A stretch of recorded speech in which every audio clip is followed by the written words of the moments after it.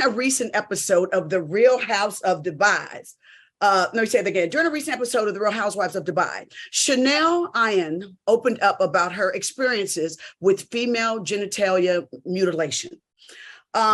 She said, at 5 years old, my aunt and my grandmother came to pick us up and take us to another town. She continued, and then the next morning at 6 a.m., I didn't know where I was going whatsoever.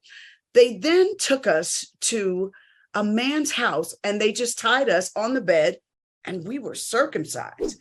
She added, we were tied. Our legs were tied up and we couldn't pee or move when we needed to.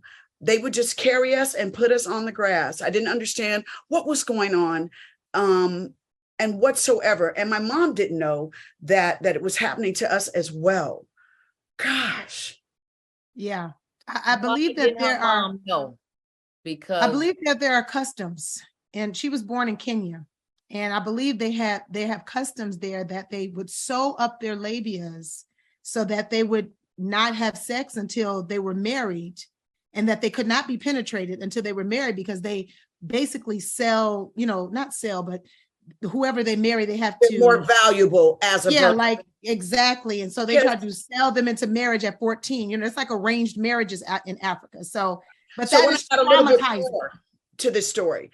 She later learned the procedure was done to ensure that she would be a virgin when she got married. Right. She had the procedure reversed when she met and married her husband. Wow. Lisa Ray, what do you think about this? I know, speechless. Yeah, but here's the thing though. If that is your culture and that's what they do, that's all you know. So you are mentally got to be prepared for that. We don't know that because we haven't never been introduced to that. Only thing that we know about is that the man has to be circumcised. But even when nowadays you see a man that's not circumcised, you almost kind of like, oh, wow. Like, wow, you know what I'm saying? And so maybe because she's over there, if that wasn't sewn up, then like you said, she was devalued, and it was questionable if she was a virgin or if not. And she didn't want to ruin her chances with getting with, her future husband, because it's an arranged marriage. It's not love anyway, in my opinion. But this is what I want to add to it. Like little boys, most of the time, aren't they circumcised when they're like a baby? And they were 5. For you to circumcise a 5-year-old little girl, take her away from her mother, and to tie them up in this, it just seems inhumane to me. You know what I mean? And just cruel. And it breaks my heart to hear that that happens there, that it's a tradition. Would you awake when they're awake? Awake.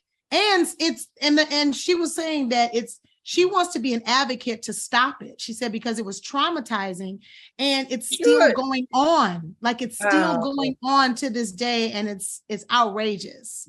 It's almost like it's worse than abortion. I mean, you're stopping them. You're stopping them from having children, even though they maybe shouldn't be having them at that age. But who are you to sew somebody's vagina up? Yeah. So that they don't be penetrated, so that they're not penetrated. It's outrageous. Well, I just want to say to Ayan, we congratulate you for having the courage to come forward and to bring exposure to this absolutely inhumane and cruel thing that happens to young girls at 5 years old. It's just no good. So listen, y'all, we're gonna go to a break and we're gonna try and get Miss Claudia back, because this, ain't normally Miss Vivica's job. I like having my wine. Adding in a cute comment. So we're gonna go to commercial break and we'll be right back with Cocktails with Queens.